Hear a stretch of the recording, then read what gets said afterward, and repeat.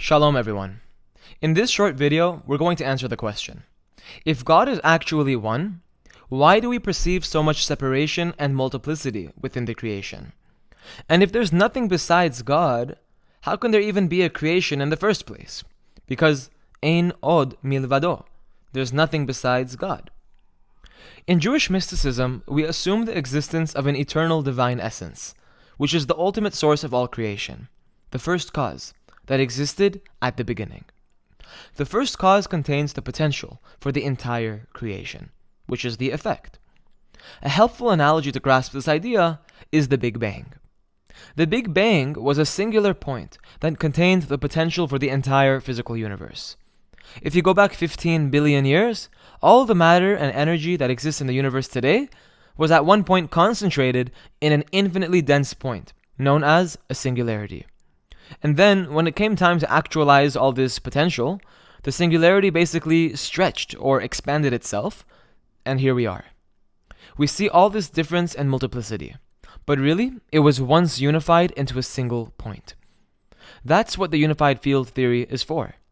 It claims that everything in the world is connected in some way or another, because at one point, they physically were. Another example where we see this is in the creation of a child. The male sperm, or zera in Hebrew, which is the DNA, contains the potential for a fully grown human being. Look at the seed of an apple. An apple seed contains the potential for a massive tree, with roots, a trunk, branches, and it results in dozens and dozens of fruits, all from one tiny seed. So we see many examples within nature, this idea that the cause of something already contains the potential for the eventual manifestation of its effect. If we apply this logic to the entire creation, not just the creation of this physical world, but in Judaism we believe in higher dimensions, we are compelled to assume the existence of an ultimate creator that caused the creation of this world, but also all the upper worlds, shamayim v'ha'aretz. So when we say God is one, or everything is one, what we mean is that everything contained within the entire creation, which includes shamayim v'ha'aretz, the heavens and earth, has one common ancestor. And that common ancestor contains the blueprint, or the DNA, for the entire creation. Now we still didn't answer the question of how or why we perceive multiplicity and separation in this world. If in fact everything was at one point unified, then why do I see separations?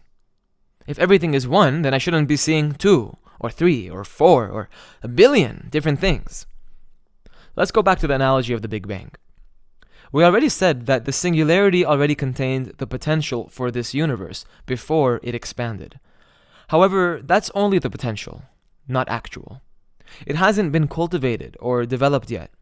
So this singularity, or this seed, or this thought, or this sperm, needs to undergo a process to reveal its hidden potential.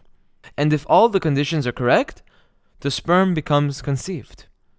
And there's no coincidence that the same word used for the creation of a child, conception, is also used when you come up with an idea, to conceive a thought, to conceive an idea. You give birth to a thought. You give form to an image in your mind about something you want. And that thought, as well, contains the potential for action, which is the effect. Every Shabbat we recite this in Lecha Dodi. Sof ma'aseh b'machshava techila, which means last indeed is first in thought. Everything that a person does begins with a thought. Whether you're conscious of that thought depends on your level of self-awareness. But there's no such thing as an action that doesn't first begin with a mental ignition. So the end result of something is already contained within the original plan. Imagine an architect who wants to build a house. Before he does anything, he draws out a blueprint of how he wants the house to look. That's the first thought. Then he needs to hire construction workers and contractors, and eventually they begin building.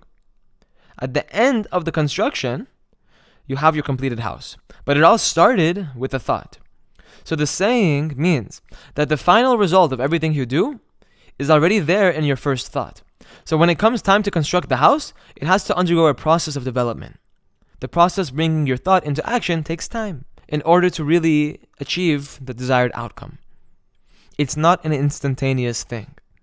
So the space in between the first thought and the end result is where there are degrees of freedom. There's lack there. And so too, when it comes to the creation of the world, the actual process of creation occurs over a period of stages and time and space.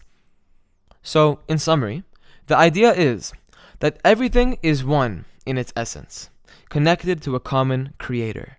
And the entire purpose of creation, from thought to manifestation, is part of a divine plan to reveal all the various qualities and attributes and names that are contained within this essence.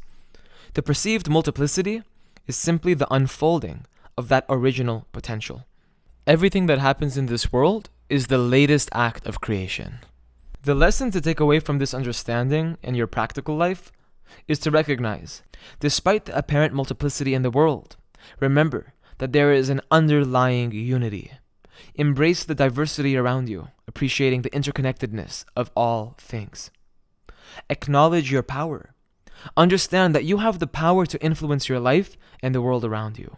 Your thoughts and actions can ripple out and impact others. Understanding this can deepen our appreciation for the unity and complexity of our world. Thanks for watching.